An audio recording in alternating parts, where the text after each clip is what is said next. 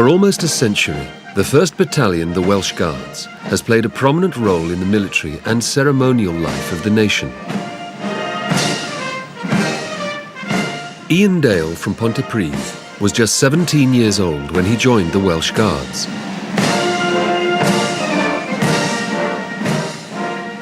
Ian was somewhere 6'5".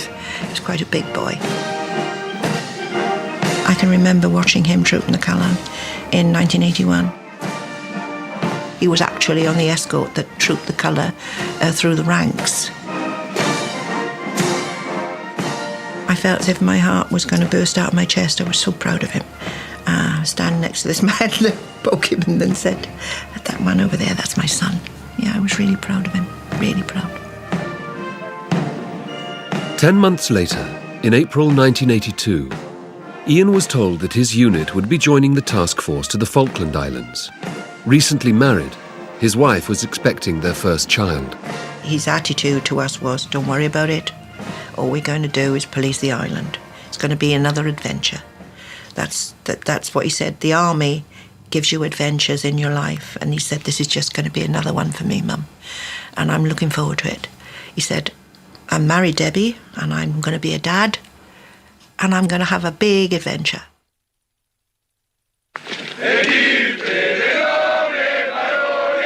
Argentina invaded the Falkland Islands on the 2nd of April 1982, overpowering its tiny defence force at the capital Port Stanley, and imposing its will on a community with strong historic links to Britain.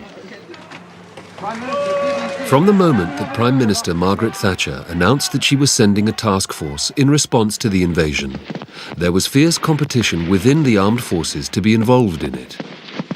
At their headquarters in Pirbright, Surrey, the Welsh Guards were delighted when their battalion was chosen to take part in Operation Corporate, the codename given to the task force's mission. We had a press day before we went to the Falklands, and I was in a big bush, I remember, and the camera crew came up and said, "Here's one here," and I think when the camera was on, he just made it look a bit more Rambo type, I think, coming out of the bush. I do remember us all, me getting the men in three sides of a square on the barrack square in Pirbright. The boss gave his address to the nation, that I called it, and said, "Look, we're going and we'll take care of each other." We sail south, quietly confident. Every soldier wishes to take part in his métier. He's trained to fight, he's trained to go on operation, and that's what he wants to do. And the whole battalion was buzzing with excitement and enthusiasm. I know that we will live up to the highest standard of our regimental traditions, whatever lies ahead.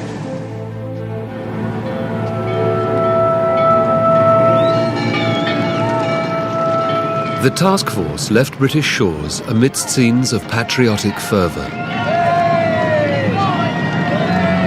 It was an exciting time. It was, because the whole country was buzzing for to go down here and recapture the Falklands, and so everybody is quite proud that we were going. It was quite a. That's what you train for. That's not necessarily what you join for, but the opportunity came along, and I think nobody in their right mind was going to turn it down.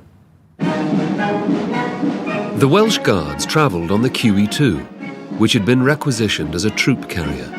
No better way to go to war than a QE2, I suppose. It can't get better than that, but yeah, all the carpets were boarded over and certain things were protected and all that, but it was still a very nice ship.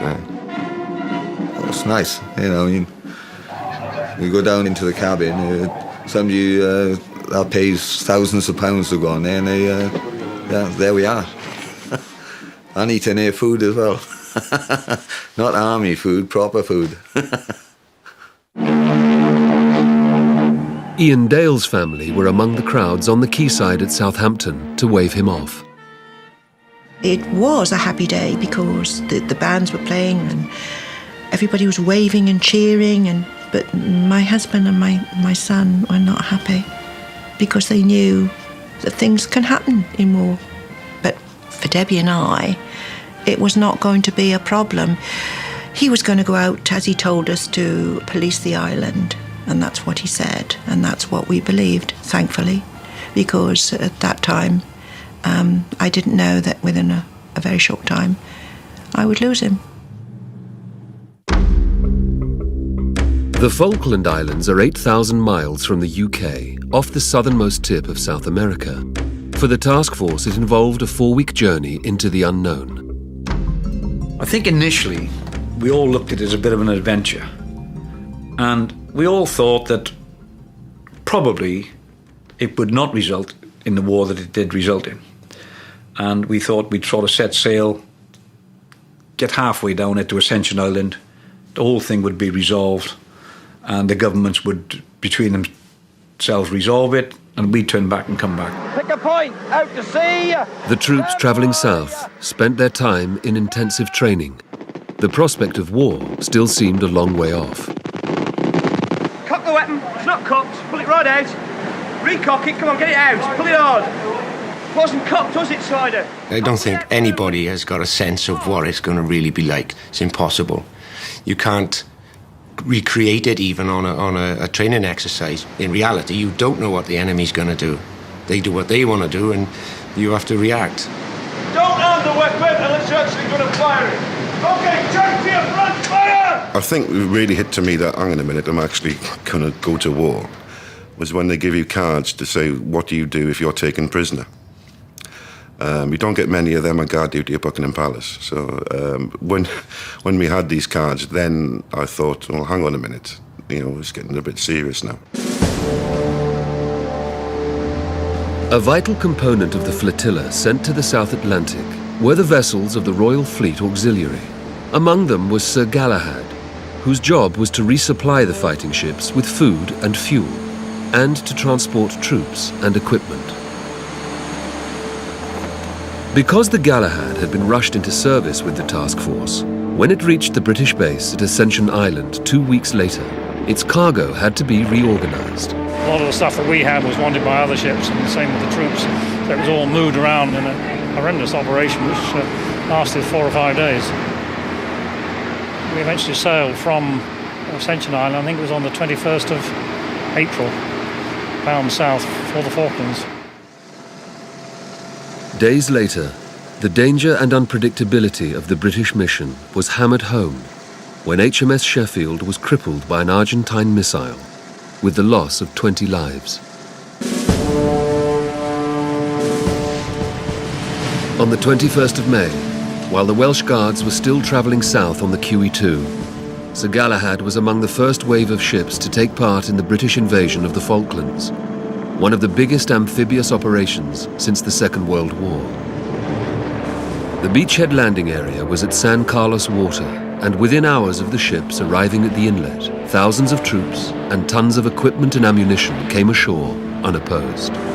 It was a beautiful morning, and the sun was coming up onto these hills, and it's a rather nice enclosed bay, San Carlos, and it reminiscent of Scotland and the islands of Scotland. But the tranquility that greeted the task force was not to last.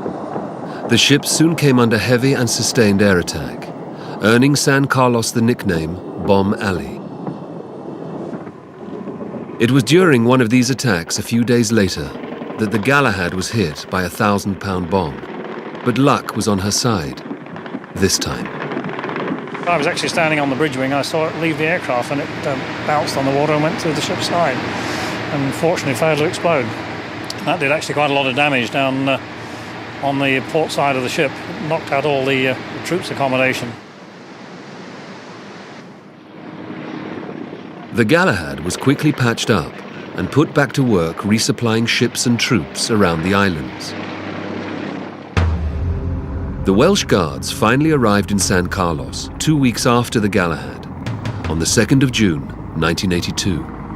They were part of 5 Brigade, whose job ultimately was to attack Argentine positions in the south of the Falklands. For Guardsman Ian Dale, as for so many others arriving in a strange place on the other side of the world, thoughts turned to the folks back home. I had a letter saying that they'd enjoyed the trip. They were looking forward to getting in and seeing what they could do to the Argies, as they call them. But they were up to their eyeballs in water. They were absolutely frozen. Their feet were soaking because they were just dug in. But he seemed quite happy. He wasn't afraid. That's the main thing. He wasn't afraid. After 24 hours at San Carlos, and with the pressure on to retake the islands before the full onset of winter, the Welsh Guards set off to march over the Sussex Mountains to take up their forward positions in the south. We received orders to march off and give us, to where, just that we were moving. So everybody packed up and off we went. We'd only gone, 5 miles, something like that maybe. And then we were told to come back because we wouldn't be there in time wherever they was supposed to be. It was just impossible to do it because of the weather conditions, because the amount of kit and equipment we had, because the brigade commander had ordered the commanding officer to take all our equipment with us and get across there, ready to get involved in the southern fight for Stanley. The battalion has been criticised for pathetically not being able to march across the Sussex Mountains. And I can assure you, most emphatically, my battalion was as fit as any battalion that fought in the Falklands War. And that I can assure you. The overland option having failed, it was decided that the Welsh Guards would now be taken round to the south of the island aboard HMS Fearless. The plan was that they would rendezvous with 4 landing craft at a place called Lively Island, and that these would take them and their equipment into Bluff Cove. But on the night of the 6th of June, when the Fearless arrived at the agreed location, there was no sign of the landing craft. The rendezvous never took place. Commodore Michael Clapp, the senior officer in charge of amphibious operations, didn't discover the full story until years later. They'd been commandeered by a unit from the Parachute Regiment and put to use elsewhere. The Paras wished to use the landing craft in order to reinforce their own people, so they hijacked them in order to support Tupara. I'm told that a degree of initiative like that is inevitable in war. To me, it looked like anarchy. In a way, it was, I'm afraid. The Fearless was carrying 2 landing craft of its own, enough to transport only half the Welsh Guards to Bluff Cove. So it was decided to split the battalion. Half went ashore with Colonel Rickett. The other half returned to San Carlos, intending to complete the operation the following night. Of course we weren't happy about it. I mean, we were a battalion, we were a fighting unit. We trained together, and I mean, the ideal solution was to land us together, and then as a unit, we'd get on with whatever task we were given. We walked halfway to Stanley a couple of nights before, and we had to turn back. Now we've got to this point, and now we've got to turn back again. Frustration and disappointment set in at that point. In fact, the success of the entire British mission was hanging in the balance. Argentine hits on important warships like HMS Antelope made Task Force Command review its strategy. It was decided that HMS Fearless shouldn't be sent on any more dangerous missions, taking troops to forward positions. And so the plans to move the Welsh Guards changed again. They were now transferred to the more vulnerable Sir Galahad, a ship the military planners were willing to risk. It's not like you get disappointed or anything. It's just, oh, well, we're doing this now, or no, we're not doing that now. Military life is, I suppose, enduring conflicts, is more of an organised chaos than anything else. Late on the night of the 7th of June, while the Welsh Guards were asleep, the plan to reunite them with the rest of their battalion changed yet again. Sir Galahad was ordered to deliver the troops not to Bluff Cove, but to the nearby inlet at Fitzroy. It was assumed that they would march to join up with the other half of their battalion at Bluff Cove, using a bridge that had recently been repaired. But that night, nobody told the Welsh Guards aboard the Galahad of this change of plan. It thundered round the bottom at best speed, and we'd arrived off the entrance to Fitzroy. It was just starting to get light. We could see the hills over Stanley, and it was getting them in the weather was actually lifting at the time, and so the visibility was pretty good. Sir Galahad was now out of direct radio contact with Task Force Command back in San Carlos. As dawn broke, it was obvious that with the weather rapidly improving and very little air defense, the ship was dangerously exposed. Well, I thought to myself, we shouldn't be on here. We should have been off at night. Didn't expect to be on any light at all. That was frightening, because they're sitting targets and you can't do anything. A Marines officer, Major Ewan Southby Taylor, was in charge of landing craft operations at Fitzroy. He was shocked to see the arrival of a ship packed with troops, and just after dawn, he went over to the Galahad. He said that the ship was in grave danger from Argentine air attack, and he offered the men immediate transport to the shore, a few hundred yards away. And I put it to the senior officer that I could find on the stern of the Galahad that my considered and professional opinion as a landing craft officer and somebody involved in amphibious warfare for almost all my career was that they should get off first and then wait. He was adamant that Bluff Cove was his destination and not Fitzroy. I was equally adamant that I was not going to take him to Bluff Cove in anything in daylight. The fog of war had descended. It's always been assumed that the person he argued with and who refused the opportunity to get his men off the ship was Major Guy Sale, the senior Welsh Guards officer on board. Major Sale is speaking publicly about the matter for the first time in 25 years.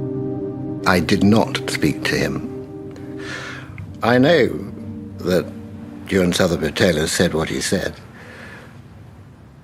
Everyone has a different memory of what was said, but I know what was said to me, and I know what I said to other people, and that's what I said to you. Guy Sale does accept that at first he refused to get his men off the ship. But within half an hour, he had a meeting with the captain and a compromise was agreed. The captain said to me, "I understand you're not getting off." I said, "No, not exactly. I will if you can get some orders from someone." Within half an hour, those new orders came, and they were to go in the landing craft round to Bluff Cove in 2 groups. The problem was that there was only one landing craft and one pontoon raft at Fitzroy, and both were busy unloading another ship, Sir Tristram. By this time, the Welsh Guards had already been waiting in Fitzroy on an unprotected ship for well over an hour, and concern was mounting. We're going through all the whys and wherefores of why we were there, and what would seem a major cock-up by the planners that we were sent to a place where there were no assets to get rid of all these troops and vehicles and things that we were loaded with at the time. But it was obviously of great concern to me that we were sat there as a sitting target with all these personnel on the ship. The headquarters of 5 Brigade, of which the Welsh Guards were a part, was just a few hundred yards away on shore. But they weren't expecting the Galahad, and they had no plan for getting the guards off the ship. It was a whole chapter of little accidents which, when you're 70 miles away, 80 miles away, without knowing what was going on, without able to do things, you're lost. You cannot make the right decision. You cannot say, stop, I won't send the Welsh Guards in with Sir Galahad. The thing starts to roll. 2.5 hours after the Galahad's arrival, the landing craft and raft were free to begin unloading. But now it was decided that a field ambulance unit should take priority over the Welsh Guards, and that was unloaded first. Everybody knew they needed to get off this ship. We all knew we needed to get off, but we all knew we couldn't. There was no way off. You know, you couldn't swim. You couldn't swim off with all your kit. You needed transport. You needed a landing craft. So until that turned up, there was nothing else to do about it. Many of the guardsmen were waiting on the tank deck of the Galahad, surrounded by vehicles and ammunition. We were below decks, and we were there all day. We knew it was daylight, obviously, but we were in an enclosed space. And throughout the day, there was a case of, right, put your kit on, we're getting off, and then stand down, take your kit off, relax, we're not. And this must have happened 5 or 6 times during the day. The general feel on board the ship, the lads were playing cards, they were catching up on their sleep, you know, cleaning weapons, just the general day-to-day stuff. But you were doing this, of course, sitting on boxes of ammunition and fuel. Finally, after 6 hours, the Welsh Guards were about to disembark. But the Galahad's luck had run out. The Argentine Air Force struck out of a clear blue sky.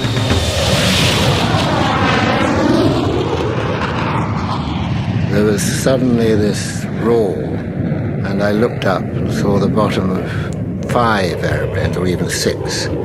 But the first 2 had bombs coming off it that tumbled. There's a photographic image that I still got, disappearing into the hatch and a sheet of flame coming out.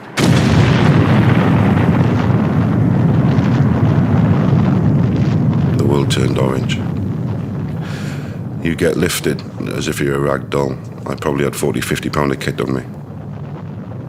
And you might as well have been a feather. I was standing here, you turned that way to look to your left where the explosion come, and 5 will just hit me on the left-hand side. The air in your body gets sucked out. It's not a case of you hold your breath, you haven't got any breath to hold. You're flying in all things. Every bone is rattling, every nerve is getting hurt. That's all you could hear when it hit you was sort of a rushing noise. And to my left were all the mortar platoon. They took the full force of it. I found myself in a heap of bodies, men, live men. I was on top of some people on top of me. And the heap that we were in, the higher up in the heap we were, the more burnt you were. I was very fortunate that the blokes that were in front of me took some of the blast. I realised that we'd been hit pretty badly, and I decided that my best course of action was to get everybody out from down below onto the upper decks. And so I made a pipe on the ship's broadcast to abandon ship. For the first 10 seconds, was panic. After that, reality sets in what's happened, and then professionalism sets in, and then everybody getting on top as fast as you can get it. That's when they all started coming out of the doorway. Everybody was burnt, smoking, fire clothes all burnt. You could see they're in a pretty bad way, and they just piling out of this door. And it was like no room, it's horrendous, really. About 30 seconds after we got out onto the tank deck for the 3rd time, after getting everybody up, a big explosion happened. That was the ammunition going up. That was the vehicles down there going up. And then we knew when there's no going to go back down because everybody gone. It's a horrible feeling. The very first feeling you get is, thank God it's somebody else and not you. And as soon as you think it, you regret it, because then somebody else is where your mates. Just around the inlet at Bluff Cove, the commanding officer Johnny Rickett and his regimental sergeant major Tony Davis had no idea where the other half of their men were. I remember very well. And the emotion comes back now. That I grabbed Tony, we got on the motorbike, and we could see this plume of smoke coming off a ship one of 2 ships were actually in Fitzroy harbour. We didn't actually know that all our guys were on that ship when it was bombed. We didn't even know our guys were on the ship. In my heart of hearts, when I saw that ship had been hit, I don't know if it was premonition, but I knew there were Welsh Guardsmen on board that ship. Both ships were burning, the Tristram and the Galahad. The lifeboats were taking some of the men ashore. You could say it was chaotic, but it was organised chaos in a way, because once the boys had got off the ship and once they were getting into the shore, there were lots of help. The field ambulance was ashore. They were administering first aid and, morphine and helping the guys that needed help. Lots of good things were happening, but it was pretty horrendous. Because the injured were quickly transported to many different ships and field hospitals to be treated, it took days to establish the extent of deaths and injuries. Friday we were told that he was missing, and it was Saturday evening, about 4 o'clock, 4:30, 5 o'clock, when the army came to the door. And that's when they said, although there is no body to prove that your son is dead, we have to assume that he is, because we cannot find him. I just said, we've lost him. I know he was missing, but I knew that we wouldn't see him again. And I looked at my husband. He couldn't speak to me, and I couldn't speak to him. And I remember he banged his head against the wall, as if he wanted to take some of the pain. But you can't take that type of pain away. It's not easy.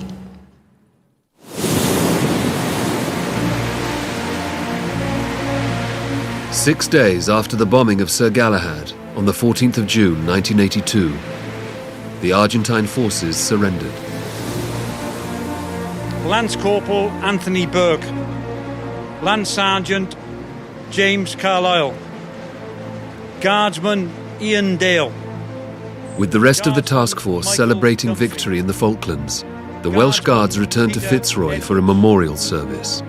Guardsman Mark Gibby. It was held on board the Tristram, with the Galahad still smouldering in the background. Paul Green. Lance Corporal Nicholas David Mark Thomas. It was a very, very moving day. I had to read the names out of the guys that were killed.